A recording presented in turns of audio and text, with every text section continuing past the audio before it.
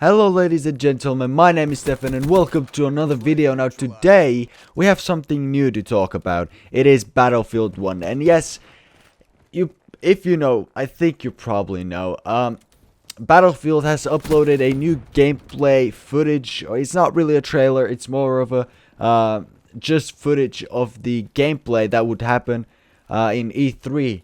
And you know, I would also want to, you know, play some gameplay of E3, but you know, sadly I cannot because I do not have the copyright. But for the gameplay trailer, I could totally use that, so you know, you'll be seeing that a little bit in the video. And yeah, so E3 was pretty much amazing. We'll have a lot of topics to talk about from, you know, the event, but we're gonna start off with Battlefield 1. With the 3 amazing games that there were. I think there were 3, and you know, they had amazing celebrities like Zac Efron, Snoop Dogg, Wiz Khalifa, Jamie Foxx, and a lot of others. There were a lot of YouTubers, a lot of streamers. You know, overall 64 players playing the game for about, I don't know, it was about an hour, I think. And you know, overall it was pretty much amazing. And there's a few things I want to talk about. First, like what I liked about the game. Well, you know, even though if you think about it, it's really early in the stage, or you know, in the progress of making the game. So, you know, even though that is a fact, it still was very, very incredible. And the first of all, and you know, I think this is the most important thing, is the way the environment reacts to everything. It doesn't matter what. You know, the map has been created in a way that whatever you do, it will be, you know, somehow marked in the map. For example, you shoot with a weapon, or for example with a tank, you shoot a wall, boom, the wall is now broken. There's a hole, you know, now people can walk through. You know, things like that wouldn't happen that much in games because the maps aren't created in that way to react with everything. And it's just not only that, there's a lot of, you know, weapons that when you shoot, you know, it will break everything. You know, when you drive with a tank through a wall, not wall, a house or something, it will make a hole. You know, it's just incredible, just amazing stuff. You know, the guns were amazing. You know, you had that side magazine on some of the weapons. I think that was amazing.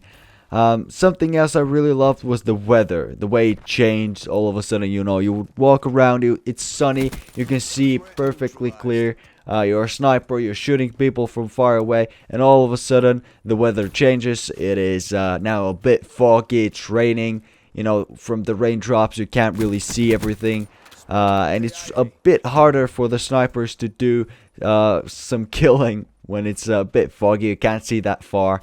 So, you know, things like that are very important. And, you know, I as well like the way that the raindrops were on the weapon. You know, it was so realistic. I can't even explain it. But everything was really realistic except for the planes, I believe. The planes, you were flying the planes, you know, it's all cool. All of a sudden you would see a plane fly off right in the ground and nothing really happened. It just bounced off and, you know, it would fly again. I think that will be something that they will fix. I don't know if they, you know, really intended for that to happen. Don't know, but you know, I could see them fixing it. It's not really, I believe it's not that hard. I'm not some kind of expert on this, so I don't know. But yeah, except that everything looked really realistic. There was this big flying balloon. I don't really know what it's called, but I think you know what I'm talking about. It was in the trailer of the game itself and everything, and it was really cool because when they, you know, you could shoot it down, you know, it would light up, it would just fall down.